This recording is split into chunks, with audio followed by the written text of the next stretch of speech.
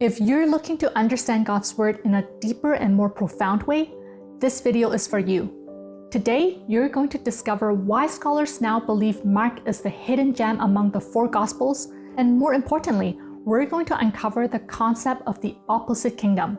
This one concept will change how you view your reality and your walk with Christ. Now, let's begin this exciting journey by first reading God's Word together.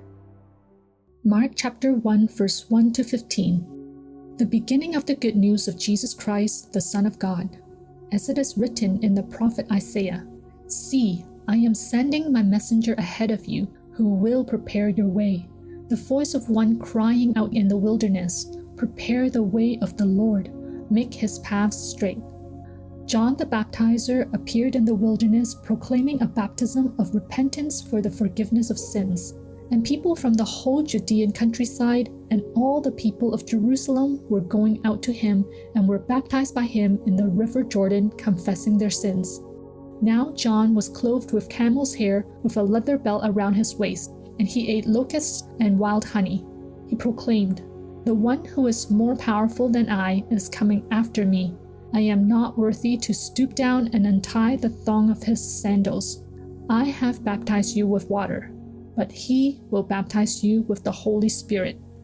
In those days, Jesus came from Nazareth of Galilee and was baptized by John in the Jordan. And just as he was coming up out of the water, he saw the heavens torn apart and the Spirit descending like a dove on him. And a voice came from heaven, "You are my Son, the beloved.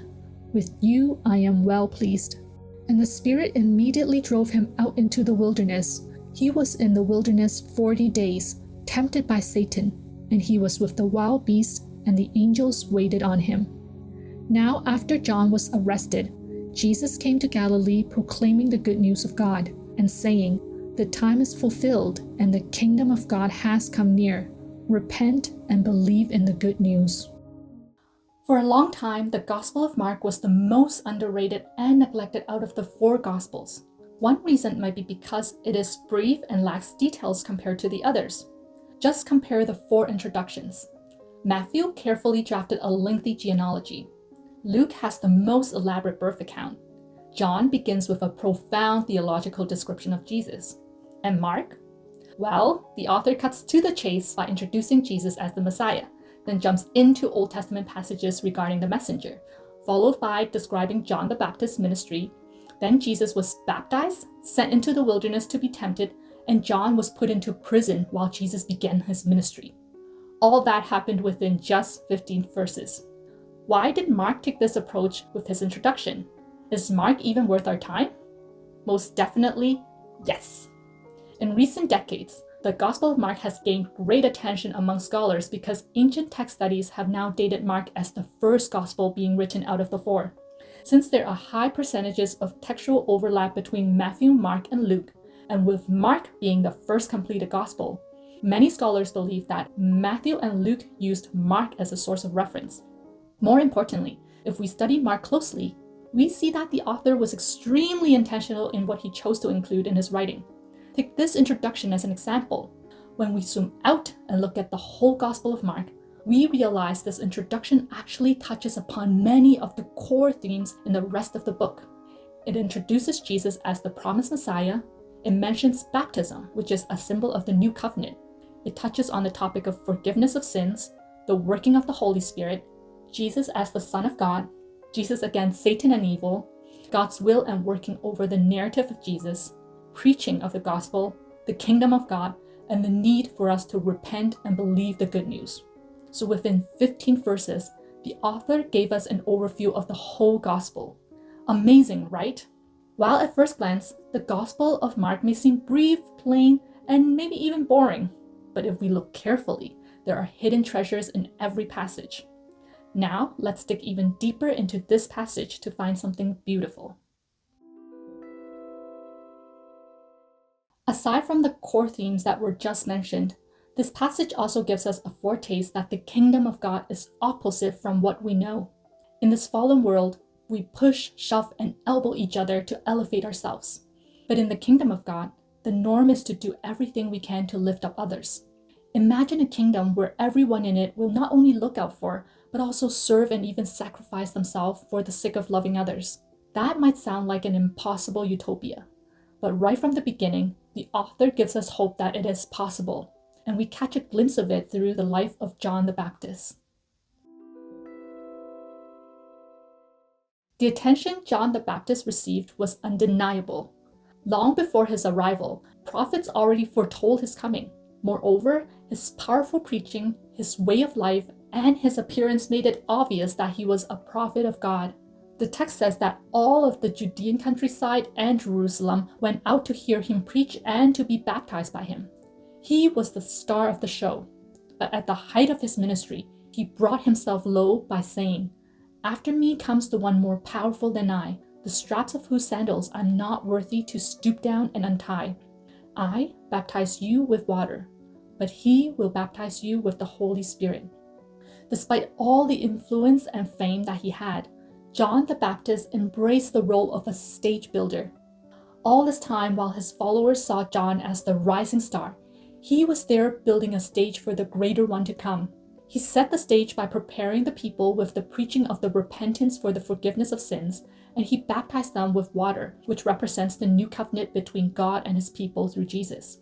Instead of using all means to suppress the rise of another who might surpass him, the Baptist did everything he could to elevate Jesus, the Messiah and the Redeemer of the world.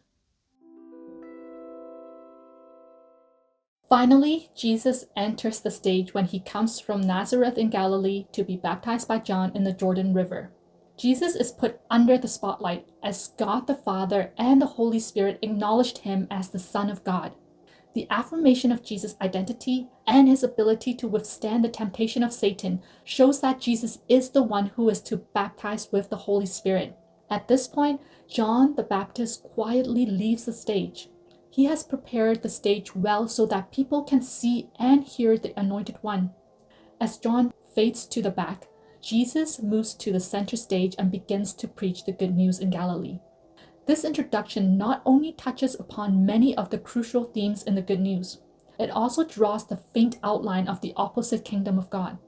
By the end of this passage, it leaves the reader anticipating how it will all come about through Jesus. John the Baptist did not only prepare the way for the Messiah through preaching and performing baptism, he also lived out the reality of the opposite kingdom of God by humbling himself to lift up Jesus and the people.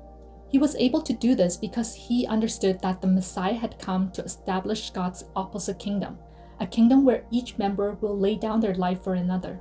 The utopia we can only dream of is revealed through John the Baptist and brought forth by Jesus in the rest of the book, as he, the Son of God, laid down his life for us.